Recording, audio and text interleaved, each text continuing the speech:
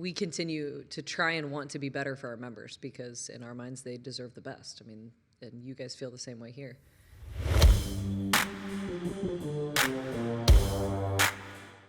What do you have to say to people that want to be trainers? Oh, be willing to put in the time and learn, because it's not, everybody wants it to be a fast process. That's our world. You want an immediate result, you want an immediate answer, and it's not realistic. Sometimes things that fall into place. You know, I was very blessed that when I went back to Cedar Falls, that Kilo was moving and that they were hiring. If it would have been 6 months earlier, it may not have been the case. If it was 6 months later, it may not have been the case. But you have to be willing to put in the time, because I interned there for a month, even after having a year of experience here in a gym. I still interned there for a month. I coached 3 or 4 classes a week. I finally got my first personal training client. Still had to earn all your opportunities. Yeah, you got to earn everything and be willing to put in the time for it. Like, I was always the one that was like, hey, you know, this person can't close tonight. I'm like, I got it. I'll stay till 8. And you do the shitty stuff that comes with a job. Like, nobody likes to clean a gym, but yeah, I still clean toilets. Like, Armand still cleans toilets, because it just becomes, it became my life. It became what I wanted to be really good at and what I love doing. And I was willing to put the time in for it. And if you're not that, then you can't really expect to be super successful in this industry. You can be somewhere else. You might be able to go make $50,000 sitting at a desk job. But I wanted to do something that I loved and that made a difference and that I can be really excited about every day. That was just the path that I chose. But it's not fast. You know, I'm going on 8 years, and I'm getting to a point where I feel really good about it. There's always somewhere to go. You always want to keep going up. But I feel confident and proud of myself for how much time has been put into it and where I'm at. What would you say, coming from a master's degree in exercise science, how did that help you as a coach? That was more of the education side. So I rely on that for how the human body works. Certain, you know, vitamins, minerals, all of the macros, micros from nutrition class. So much of what I've learned is from really good coaches like Will and Armand and even some of the volleyball coaches. That's just experience in my head. Plus, like when I was in high school and college, we would do volleyball clinics all the time. So that experience taught me how to interact with kids, whether it's coaching them in an Olympic lift or whether that's coaching them on the volleyball court. You know, there's tactile cues, there's visual cues. How you communicate with everybody has to be very different. And unless you've really had experience with it, it's hard to know how to do that. So the exercise science thing was great I think for the book side of it, knowing how the human body works, knowing all the muscles and ligaments and tendons and whatnot. But the actual being good with people and how to motivate them and coach them, I think is just a lot of experience. Definitely. So when you're looking for interns, what stands out to you when you're like, I don't know if you have like applications all the time, but. So, you know, we get a handful of people in, and now I'm starting to fill that role more. So I've had people that come in and, you know, they introduce themselves right away. They're very personable. They're eager to learn. They understand that they don't know everything right now. The people that we've struggled with most that came in think that they know everything. And they are only there to prove what they know, as opposed to, you know, this is how I've learned it, but you guys are probably going to teach it a different way. So, you know, show me how. How can I be better at that? They're willing to learn, and they're just good people who care about other people. Mm-hmm. There are a lot of people who come in, and not a lot. We've had some people who come in and they just want to show off their skills. Like, they swing around on our pull-up bars like they're monkeys. They just want to show that, like, they can do a bunch of pull-ups in a row. Yeah. Like, you're not here to show what you can do. You're here to show and help these people become better. I have dumbbell bench. Wait, hold on. Have you ever seen these bar muscle ups? But that's kind of, you know, or they'll like demo for class. I'm like, hey, I'm going to have you demo a movement. And they're like, well, I'll grab the heaviest dumbbells. So I'm like, no, you can do like a 10-pound dumbbell. You just need to demo the movement properly. It's just, you know, but that's a little bit of learning how to be humble in this industry as well. Right. You don't know I don't know everything. I want to continue to learn. Like, I will sit and listen to you talk at home all the time about, and those movements that like you showed me this morning in here, the slant board stuff, like I now want to keep learning to take that back because there's always something to learn. Like, you're a 20-year-old coming out of college. You don't know everything yet. For sure. What would have been helpful in that master's degree program? Like a lot more just in a gym type of. Yeah, I think so. My internship at the time at UNI, my internship hours were towards volleyball because I thought I wanted to go be a collegiate volleyball coach. So that was what my internship hours counted for. I wish I would have gotten more experience in a gym. Again, luckily I was put in a position where you needed help and, I could come live with my sister in Chicago. So you were able to teach me what I needed to know. But I wish I would have had more hours maybe in this industry before starting. I wanted to be a college coach at the time, and then that's hard. That's a tough lifestyle. And I just learned it wasn't going to be a lifestyle that I wanted. Yeah. What's your lifestyle now at the gym? Like, what is it? A normal day for you at Kilo look like? Well, I wouldn't say there's ever a normal. Much like you guys know, it changes a lot. It's based off of personal training clients. It's based off of, if a coach is sick, if we have to cover for him. Based off of when I feel like I want to train and work out. For the most part, I'm there till probably on average 5 or 6 p.m. a night. And I'm there usually 6 at the latest. I'm at the gym. Sometimes if I don't have clients or whatever. But my off time is in the middle of the day. So we're really busy in the morning and the afternoon because that's when gyms are busy. Yeah. That's hours. You're busy in the morning because people can come before work or school, and then you're busy afternoon. So it's not a typical hours thing. When I get my office stuff done is usually in the middle of the day, and that's when I work out also. But I like that it's not normal. I don't want like a 9 to 5 job. I don't like doing the same thing every day. I like having my hand in different things, and so if I'm not feeling working on this today, if I don't have a deadline on it, I'm going to go do this, and I feel like I have good focus on that for the day. And then tomorrow I can look forward to doing something just a little bit different that's new and exciting. I feel like that's a huge draw to our industry, and you can speak to it too. It is a little bit of a love-hate though, because every once in a while you just want a normal day. Let me just get my work done without distractions. Yeah. But then you do also love the freedom of it to kind of weave in and out. I think satisfies something for people where they're not tied into one specific daily task. It's not quite, I don't know. Do you think people with that personality are a good fit for this industry? Like people that like order and routine and very...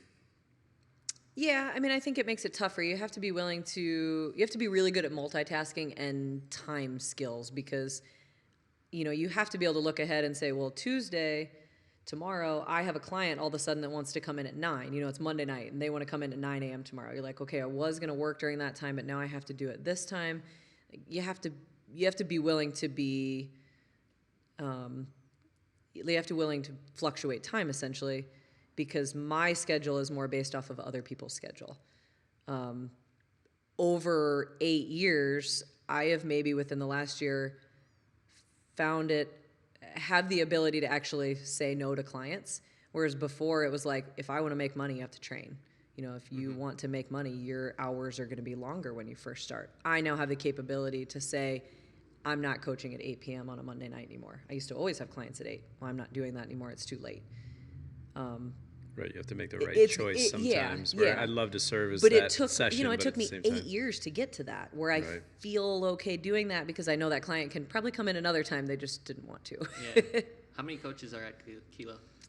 We have actually 7 of us that are on salary full time, and then we have anywhere from 2 to 4-ish maybe that help us coach some in the morning or some at night during our really busy times. But we used to have like 3 coaches that had to be there morning and night. We've, after COVID, restructured a little bit, so it's more manageable for us coaches. Those 7 full-time employees, they do a little bit of everything, or do some people like kind of specialize in one thing and that's all they do? They do a little bit of everything, but we each have individual skill sets that kind of suit the company as a whole. And we've made rules, or try to make rules they're going to be really good for them. So Armin is our main programmer. Kate is in charge of all of our social media. Travis is the head of our Excel program. Sarah did a lot of the books and the office stuff and finances.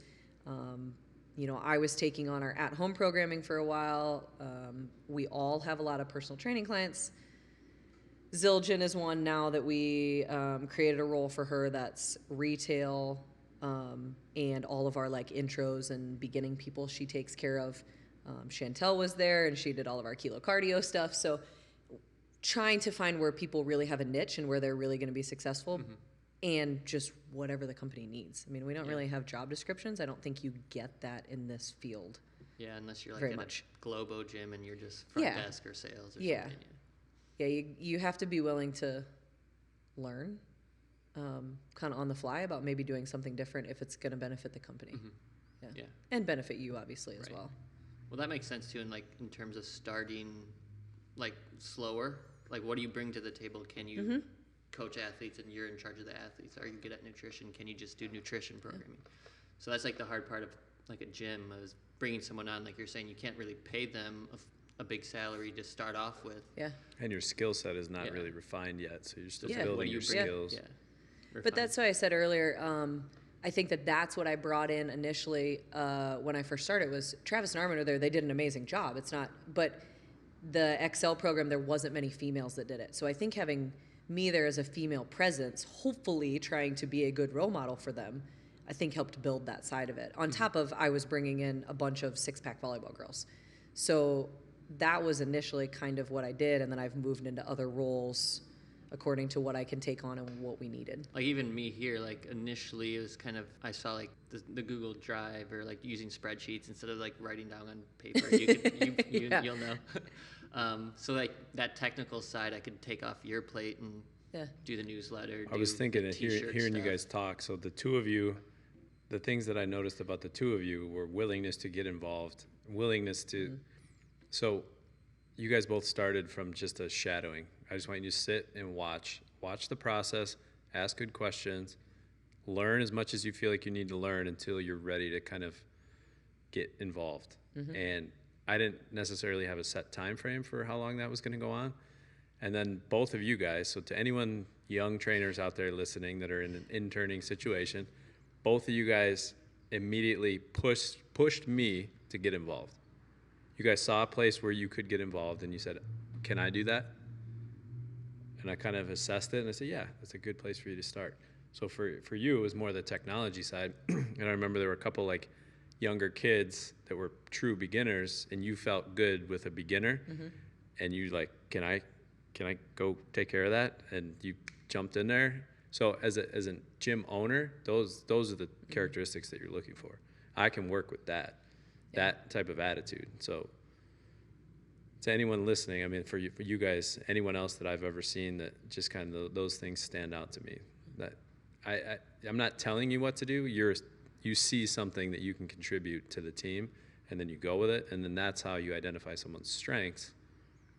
And then from there, you try to keep them in like win-win situations. And then at the end of every day, we'd sit down and talk like, okay, well, what did you notice? What can I help make some sense of some of this for you guys? And then eventually young trainers grow to the point where then you start asking questions that are good enough where it's like, well, let's have a real discussion about that. Or you might have some input that I'm open-minded, so I'm still learning too. So it would push me further.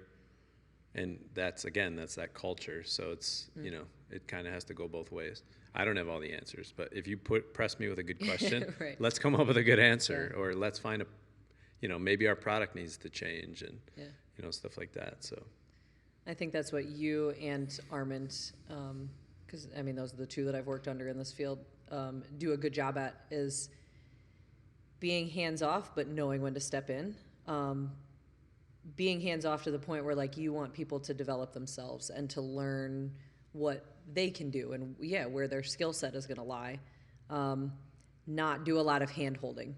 And I think coming from a coaching standpoint, being a coach as long as I have, it seems like there's more and more generations who want to be handheld and taken through and know an exact timeline. Like you said, you didn't have a timeline for us, and everybody learns at a different rate and gets more confident at a different rate. But, there's not going to be, hey, week 1 you're going to shadow, week 2 you're going to do this, week 3 you're going to do this, and then by the second month you're going to be ready to coach by yourself.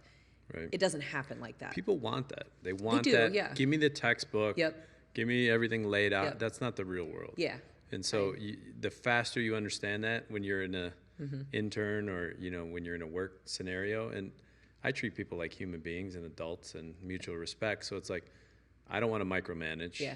I'm more than happy to help you develop all the skills, and I'm going to give you some space to put your style into it. And it's like, maybe I wouldn't have done it that way, but we could have a conversation about it. You know, I didn't write the book. The book on the human body is not written. It's like, follow the science. Well, we're still doing the science, like nobody has all the answers. And it will forever be changing. Right. Yeah. And everyone has perspective. And, it's kind of to your question about the master's degree. I think what's cool about that is you're immersed in the education, the human body, exercise science, but then you have to get to the point where it's like, okay, I have to formulate some opinions. Yeah. I have to come up with my own take and be able to talk to a client, be able to explain something to a client, and take that person through a program that's going to get them the results that they're here to get. And fitness being as important as it is today with COVID and everything, like, what are the right solutions? Are we doing the right things? What do our products need to look like? And it's an ever-changing field. I mean, even from when you guys first probably started in the industry, and myself included, it's always evolving, and people follow these little trends, and you got to keep up and you got to stay current. And it's there's no handbook, like, just follow this. Yeah. And it's not everything a textbook. will be good. Yeah, 100%. I agree with that. It's not, nothing is written out. And I don't think that's for really any job nowadays. It's not, you have to be able to kind of maneuver through your own field and figure out your way through it. I mean, it's just like anything. That's what we were just talking about earlier. It's just like anything. You have to be willing to either work through it or you're not. Like, there's kind of two options. Right. And you either figure out how to work through it when you're a gym owner and you become successful and you have clients who are really doing well and want to come back and they love your gym, or you have people that, your gym owner just fails and then you got to close up and find something new to do. You got two options. Right. Well, I think also, like, even when I started, I had no expectations, like, what it was like to work at a gym. And also, like, I think people trying to work in a small gym have to realize it's like small businesses, not the same as an LA Fitness, a Lifetime, where maybe you could start at the front desk and then you move on to sales and then you move on to personal training or some order. You do have to kind of bring something to the table or take something off of the owner's plate to free up their time to do something else. So it's just like a totally different industry, I think, than regular jobs, that if you're trying to get into it, you should be aware of. Yeah, I agree. Yeah, and it's almost, we're not trying to sit here and scare anybody out of not being in this industry, but I think the expectations thing is important. And every gym is going to be different. How they run things can be different. Right. How you guys do things here versus, you guys have 2 people running stuff here. We have 7, kind of hand in hand. And your location, we talk about that all the time. Your clientele here is very different than the clientele we have there. Right. But, you're right. It's just a different industry, I think, than many jobs. Not saying that. It'd be interesting if Mallory was here to talk about, like, the Lifetime experience or like how that structure of like a big corporation. Because they try to formulate a handbook, and I guess every gym owner wants to have a handbook, right? Like, if I could put this in a pamphlet to explain how to do this, that's ideal world. But there's a lot of intangibles, and you got to find a value add. What are you adding? And then when you find it, you have to kind of be bold about injecting yourself, because you said, I don't want know-it-alls, and so there's a fine line. Like, you saw something that you could add, you saw an opportunity, and you went for it. Kept your mouth shut and eyes open long enough, and you saw what you could add, and then I notice, and then just reinforce your efforts, and then things get going in the right direction. Then next thing you know, you found your value in the situation. For me too, I see strengths in other people a lot. So like for you, being a female, well-spoken, good with people, willing to learn, like I can look at all those characteristics and be like, okay, she this is what she adds to the mix. And then I utilize those talents like part of the team. Like, if she's got that under control, where can I go put my time and energy? Technology, organization, logistical, like very patient, receptive to people. Like Kurt, this is a great role for you. And with the more people you find like that, and you get to know people and you utilize their strengths, then it becomes like a cool thing. And then you have a cool team, you have a great culture. When you have like a winning culture, then it trickles into your members. Then your members kind of carry the torch, and then it's like a whole cool thing. When members improve, it pushes the coaches. Yeah, I agree with that. We continue to try and want to be better for our members because in our minds they deserve the best. I mean, and you guys feel the same way here. Always wanting to be just a little bit better. And again, I don't know if that's a mindset that was developed as an athlete. And then carried over into college, and now it's just carrying over into life. Just always wanting to be better for them.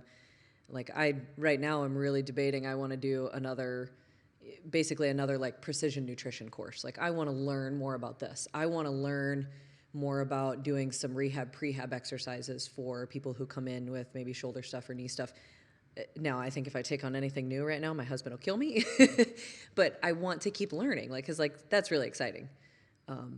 To be able to continue to present something new. That's another aspect that you guys do really well here is you don't use the same old exercises all the time. Like you have slant boards, you have this thing that goes on my feet that I've never even seen before. I had her do some she was complaining about her tibialis. I said, come try it.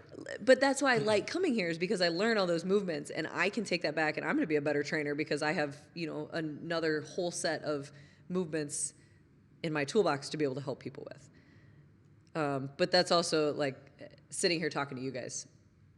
I'm learning a lot of things about business and a lot of whether it's exercises to do or how to communicate with people or hey, this is why you talk to me and Tim and all these other people you listed off to me earlier because you want to constantly improve in this industry. It's not something that you're going to do the same thing every day. You're not going to push papers. You're not going to type on a computer, whatever. You always want to be better because the industry is changing. Now it's going all online and you got Kurt to do all your technology and social media stuff and all that game that he's killing right now. So, but as an owner, you do a great job of seeing that in people. And my boss does a great job of seeing that in people. Also know his weaknesses. I mean, you talk about strengths. You know our weaknesses too. Yeah. What we should never be doing. Mm-hmm. We know at our gym what we shouldn't have Kate and Trav and me, like what we should be doing because we're going to fail miserably. But there's somebody else that can do it and will be really good at it. Yeah. Also, anyone listening, accepting criticism is huge because I'm not perfect. You're not perfect. So if somebody gives you a constructive criticism or you could be better, this is where the thinking you know it all can get you in trouble is nobody wants to be told that they could have done something better. And there's some style to that, but you guys are not above criticism either. And I hope I'm not. You say you are, but yeah, like how do you respond? You could always be a little bit better. And that is kind of a mindset and it's hard to find, but not being above criticism. Like if somebody gives you a constructive criticism, one of your interns, and then they go sulk in the corner and they disappear for 3 weeks and then they kind of have that whole hum, it's just like, things are moving quick. Huh? Like just take it and let's move on. And that's another intangible that it's not like a personal attack. It's just like we're running a machine here. It's kind of. Right. Oh my God, is that coaching though? Like how many days, I learned a lot of the stuff from coaching 16-year-olds is the age group that I coach. And like, you can tell a kid something and they take it personally. I'm like, no, this is not like, it's not an attack at you. I'm trying to make you a better athlete. I'm trying to make you a better person. I'm trying to make you a better CrossFitter, whatever it is. I'm not attacking you. Like, just, you can't put your arms like that when you pass. It just is what it is. You can't take it personally, but it's hard not to take things personally in the world we live in now. Right. Everyone feels victimized and they allow themselves to be victimized. Like they want to play the victim card. Like sometimes you can't do that.